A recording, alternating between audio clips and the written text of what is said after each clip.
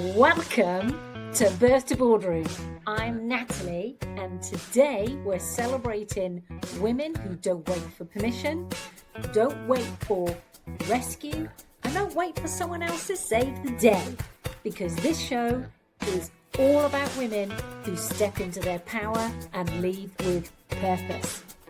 Before we begin, I want to introduce you to the incredible woman who is behind this movement, and her name is your host, Deb Kowalski.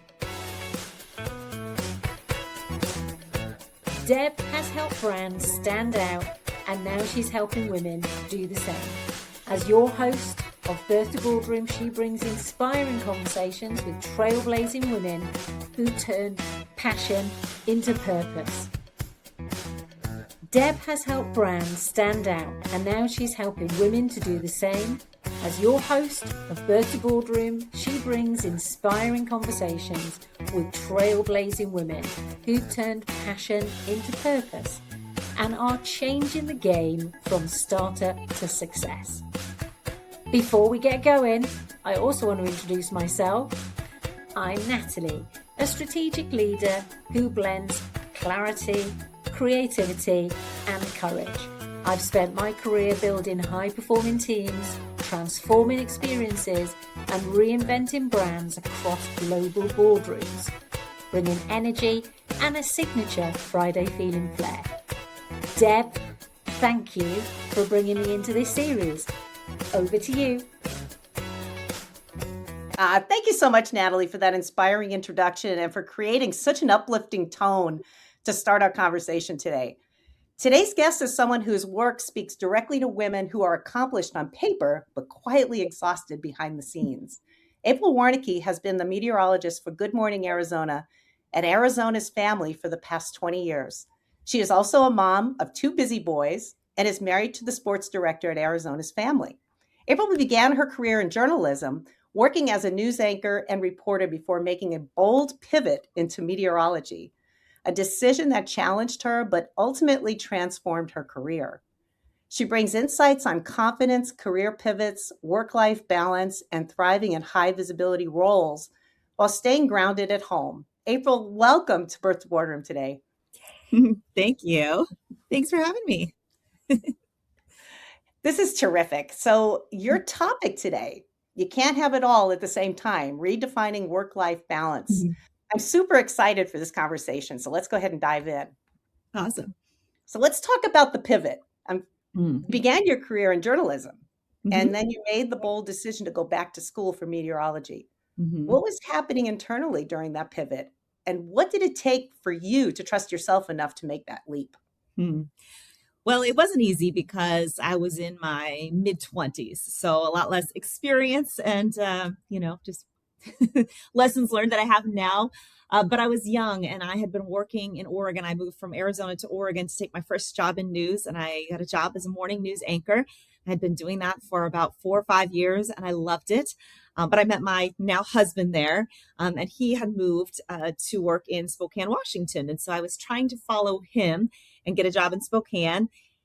And the doors just were not opening for me. And I had tried for months and months, and we had been dating for about 3-4 years at that point. And I thought, with having several years of experience, it would be easy to kind of move just as he had and get a job there. But it just wasn't happening. And I struggled. And I finally just moved up to Spokane, and I took a job freelance reporting. So still in journalism, still in the news business, but kind of going all around town and reporting on breaking news.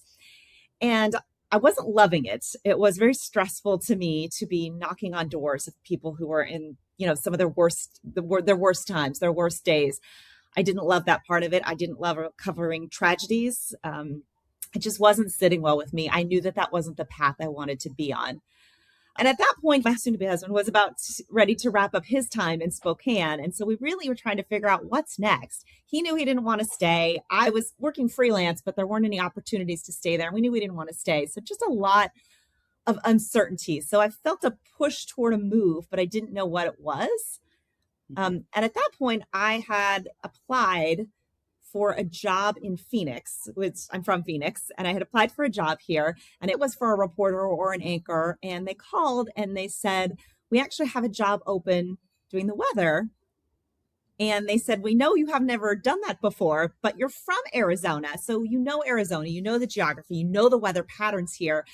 If you would like this job, we will pay for you to go back to school and get your meteorology degree. Wow. Nice. So That's yeah, amazing. it was a great opportunity, but to almost start over, trying something new, because I got here and immediately was on the air doing the weather and still not know. I mean, the degree, to get that degree, was another 3 years of schooling. So I was doing Oh, that while wow. on the air here, and no longer doing that in a small market where there's not as many people watching. I was doing that in Phoenix, Arizona, learning a completely new skill, where not only are there a lot more eyeballs watching you learn a new skill, but my friends and family are here. So I'm getting texts from my mom, and my aunts, and people here, and just it was a struggle, but it was such a good opportunity.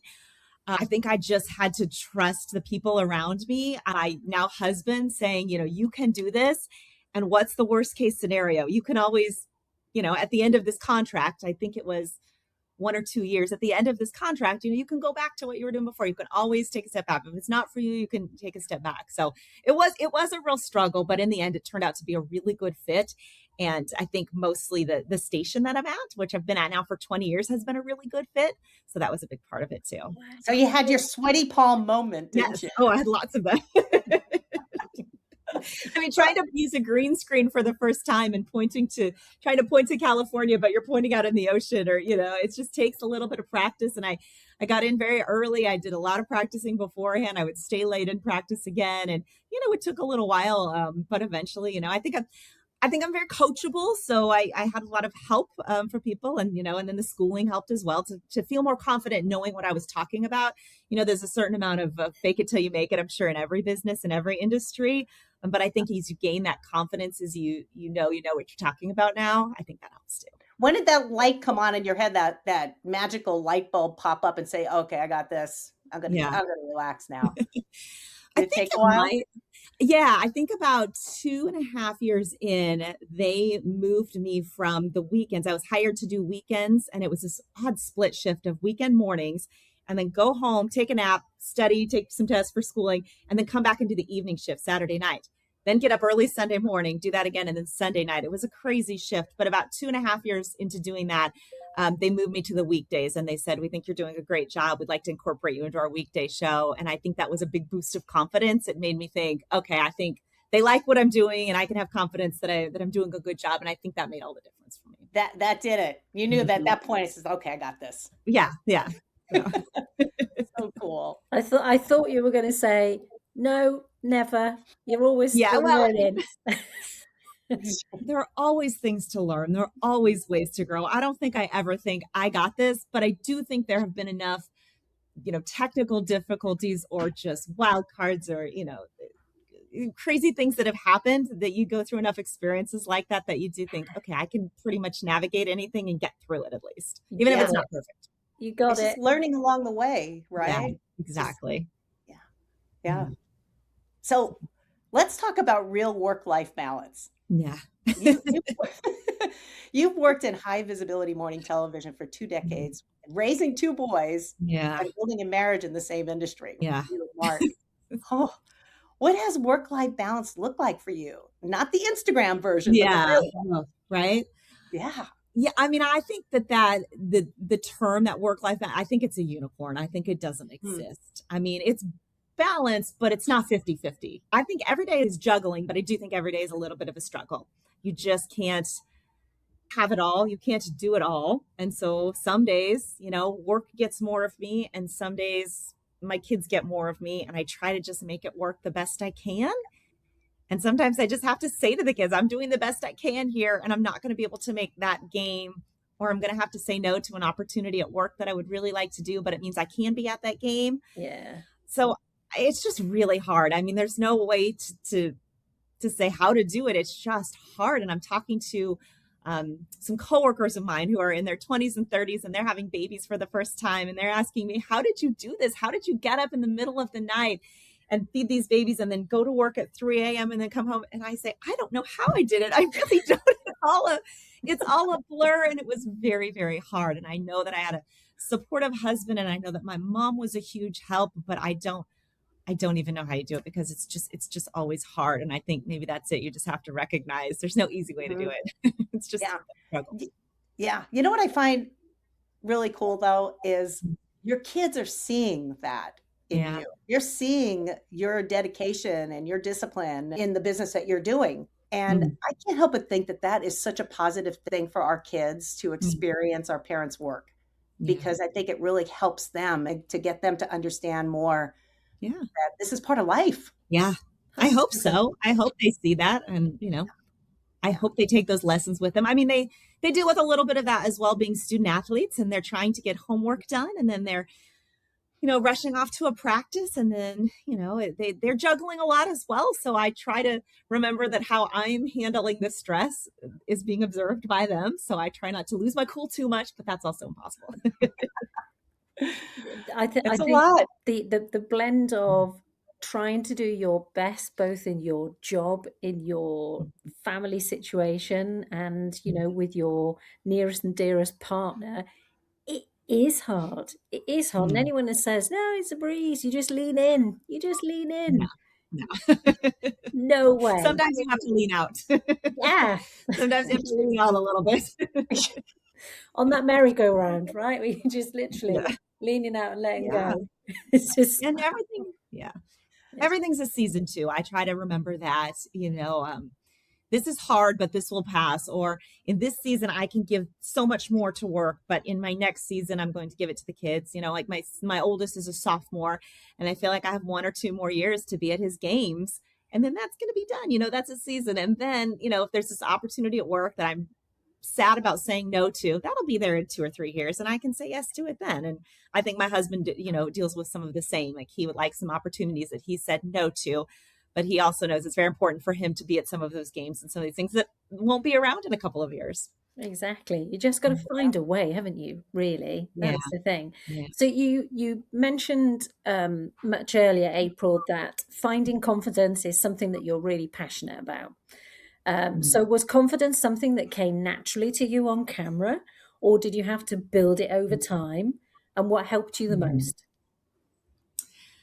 I think just experience. I definitely was not confident at first. I did not grow up playing sports. I'm still a little bit mad at my parents for not putting me in sports growing up because I see the benefits that, my kids and especially my friends that have daughters and I see the benefits that they're reaping from being in sports. And I feel like it's given them so much confidence that I would have had maybe being in some of those roles and Yeah, being on those teams and learning about leadership and sportsmanship. And so I don't think I naturally did have a lot of confidence. I think it just came from experience and sometimes failing and learning from that and seeing that okay, you can get through that and you can still succeed. There's been nothing that has gone wrong and there've been plenty of things that have gone wrong. There's been nothing that's gone wrong that's cost me to lose a job or yeah, lose, Mhm. something that big. You just I think can go through enough situations like that, I guess enough experience to get confidence. yeah. Um, Takes time. I yeah, mean, I mean, yeah, I'd Yeah. love to have been born with confidence, but I think it definitely comes with experience and getting yeah, it wrong. And the moments where you were saying that you might have technical difficulties, or you might have animals, or something that are suddenly in your path, but you get through it, and then your brain remembers you can actually do it. yes, Yeah. So hmm talking about work, so morning hmm television is pretty hmm relentless. Your hmm early hours, the constant energy, the public scrutiny. How do you yes, protect your peace and stay grounded in a career that never really slows down? Oh boy, that's a loaded question there. yeah, Big one. Big one. We can cut at any point. yeah. I mean, as I said before, I just think it's a daily struggle. You're never going to just figure out a magic formula that works for all of that. But in general, I have found, especially as I get older, sleep matters a lot more. Yes. I mean, I just Feels you good feel too, doesn't it? yes, but you can't handle anything if you're going on 4 or 5 hours of sleep. And there are nights that are like that for me, but I try to make sure there's at least a couple of nights a week I'm getting good sleep, and that will help me just feel a little bit better. I get up at about 3 o'clock in the morning, so I've started to this year in particular use vacation days, PTO days as just a not a rest day, but just a day to kind of get things done and reset. Yeah. And so I will occasionally use those, and I go back and forth because I think, would I really like to get out of here, in July instead and use an Arizona, summer PTO day that way. But then I think I need that for my own peace. I need to just have a day to catch up. I need a day to reset before I, feel like I'm going to lose my mind. So sleep helps, taking an occasional day off. I think I'm learning to work those in because I'm learning mentally how much that helps me. Yeah. And of course, with, the media, not reading the comments on social media. And that's got to be Opening- hard. That's got to be hard. Opening right? direct messages very slowly and not taking too quick of a look at what's in there, whether that's a mean message, a positive message, a picture, unsolicited feedback that sometimes is very positive and encouraging and oftentimes is not. And learning to take that with a grain of salt and learning to laugh at that and roll your eyes and wonder, who takes the time to email people negative comments, but letting that kind of roll off your back a little bit too. Yeah, I mean the visibility there. I can imagine, April, that you'd have to build a pretty hard shell on that. Yeah. But I Yeah. have found most people are emailing to say something like, I really don't like that dress, or your sense of style is blah, blah, blah. Or they're never saying you don't know what you're talking about. They're not saying you're not a good person. They don't say you're not good at your job. They're giving you an unsolicited mean opinion. This is true, but they're not saying anything that I can't think says anything truly about me. I have to remember, like, this is not about me. This is probably about them. And even if they probably think they're trying to be helpful with some of these mean-spirited things that they say. Being helpful by saying that dress, I didn't like it, or your style. That's really, that's going to make you feel so good about yourself, isn't it? Right. Thanks. I mean, I have once or twice retired a dress after getting several, viewer comments about it. I'll take that. But we do have consultants that come in for our work, for the broadcast industry, that come in and they tell you what to wear and what not to wear. So I try to listen more to what they say. But even that takes some thick skin, even taking feedback from a boss or a consultant. I would think so. I hope my bosses don't see this, but sometimes we refer to those consultants as the insultants. Oh.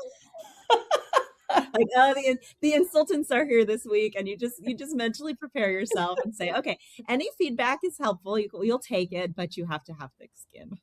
Wow. Like 'cause you're in the public eye like that. People are looking at you, so there's going to be comments made. Yeah, and I'm sure there's been some feedback that's been beautiful too. I'm sure you've had the opposite of that. We're like, oh. People can be very encouraging as well, so I try to focus on that and just, Yeah. I'm going to get. That I get to.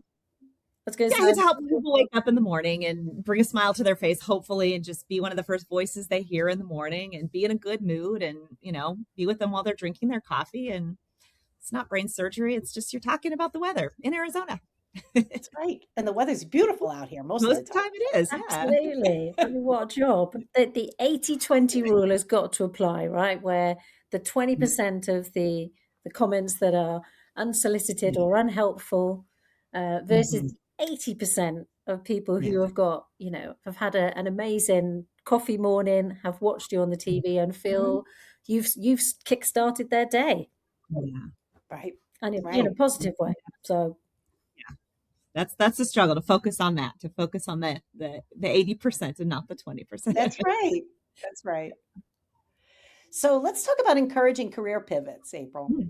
So for women listening who feel called to pivot, maybe back to school, maybe into something scary, what would you tell them about timing, risk, and trusting that nudge? Well, I think there's always a reason for that nudge. If things were great and perfect, you wouldn't feel that nudge. You'd feel the reason to change. I don't know. For me, it's always what's the worst case scenario? At the end of the day, what's the worst thing that's going to happen? I always felt like if I took an opportunity, it didn't work out, could I just fall back on what I was doing? Could I go back? Could I do that? And then it's the worst case scenario, just starting over at something new, because sometimes that's exciting.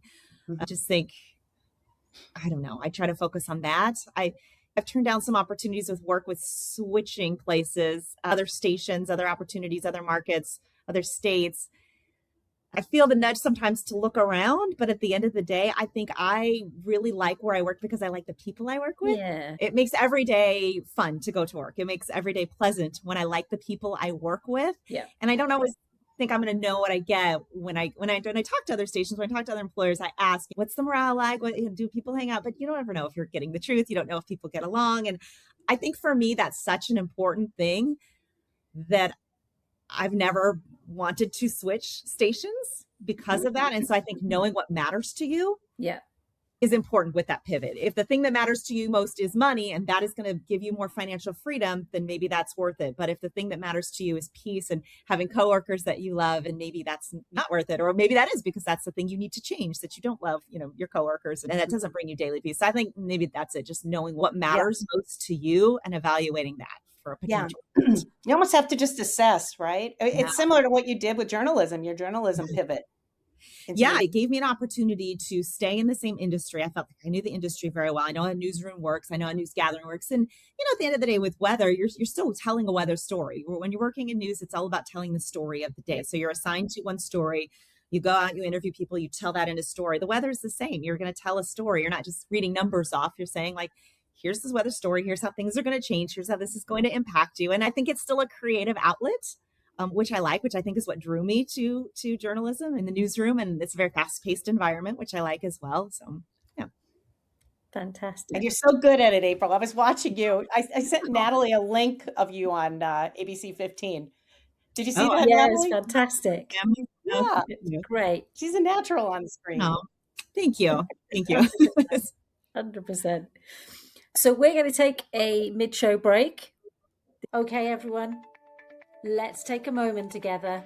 We're at the halfway point, so whatever you are right now, pause. Take a breath in. And remember, you have the power to create change, to influence the world around you, and to lead with humility, empathy, and intention. This is your reminder to straighten that crown, girlfriend, because you've absolutely got this. Feeling a little more grounded, a little more lifted. Good, because we've only just got started. Back to you, Dan.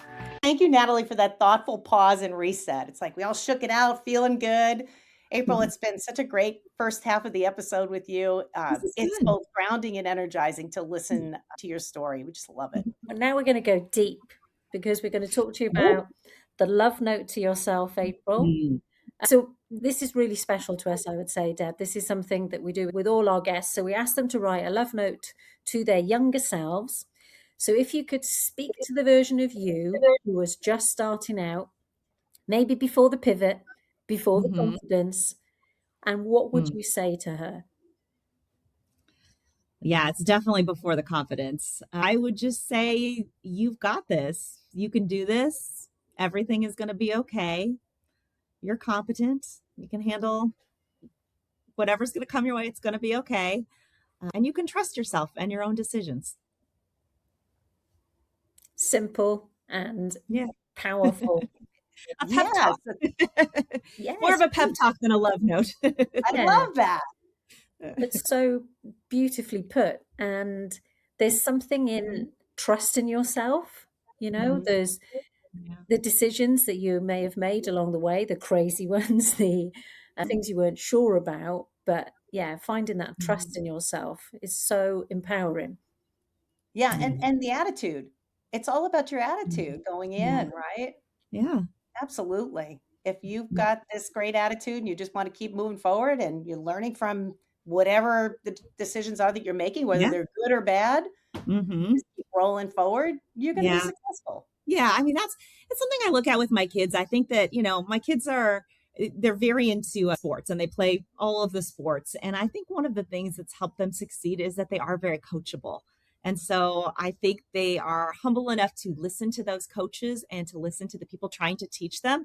And it really helps them. And so I think that's been something I try to embrace too, whether it's criticism from a consultant or a boss or your own failures, just being coachable and learning from that and then coming out the other side a little bit stronger. And even the insultants. Yeah, even the insultants. I hope they don't see this. They've probably been called worse. And you also know, April, we love to bring music into the show as well. And we spoke to you a little bit about what your favorite song is. So could you just share with us what your favorite song is and why that song holds such a special meaning to you? Well, a couple songs come to mind, but the one, if I had to pick one, I pick September by Earth, Wind, and Fire. I think for music and for specific songs, they always take me back to a place. It's a memory or a moment. And so for our wedding reception, we had a live band that played that song. And I remember going and listening at a wedding expo to different live bands, and they played that song, and we were just so like, that is the band. And I remember our wedding reception, them playing that and just looking around and seeing everybody we loved in one place. I mean, maybe the only time ever, everybody that you love in one place, all dancing, all just full of joy. And so that just takes me back to that moment. And at the same time, I also sometimes think I did a girls trip a couple of years ago with 3 of my dearest girlfriends.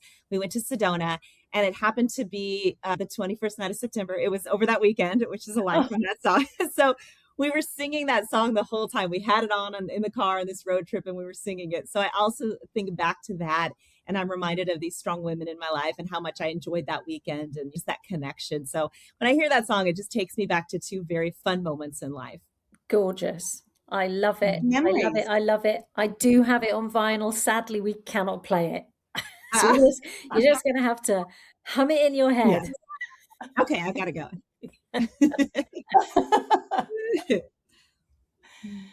So let's talk about embracing the truth. Mm. You can't have it all at the same time. No. How did you come to that realization, and how has embracing that truth changed the way you make decisions today? I mean, there's just so much self-doubt, I think, with, am I making the right decision all the time? I know that's everybody. That's not just me. When I look back now, I think maybe having perspective, looking back at things that happened for a reason, and you see that after the fact, or decisions I made that I second guessed, should I have taken that opportunity? Should we have moved to this place? But then I think, what wouldn't have happened if we had done that? Maybe would we not have had a second child? Would we not have, had that brother? Would we not have, would this not have played out like that? I think just having that perspective and pairing that with gratitude for the things we do have and focusing on that and not the opportunity cost, the things that we missed out on. Yeah. And focusing on that, because you can have it all, but just not at the same time. In this season, you can have this. In this season, you can have this. Maybe you can come back to this. You can have a little taste of this, but you can't have all of that. But you can have a little taste of all of that. And, but yeah, you can't, it's just too much. You can't. Something's got to come at the cost of other things. And so having gratitude for what you chose and confidence in those decisions by focusing on that gratitude and being grateful for what you have because of that, I think gives you confidence going forward. And it helps you not to second those decisions that you made. Yeah. I love that. I love the idea of you can have everything, but maybe not all at the same time. Yeah. That's just beautifully put. I'm taking that one away. Taking notes on that one, Natalie. Because I do want it all. Yeah. I am greedy.